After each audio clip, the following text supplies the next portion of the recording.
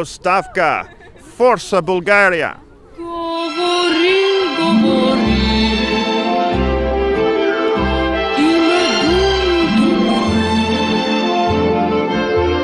малки думи със сила голяма. Тук сме, за да подкрепим протестиращите българи.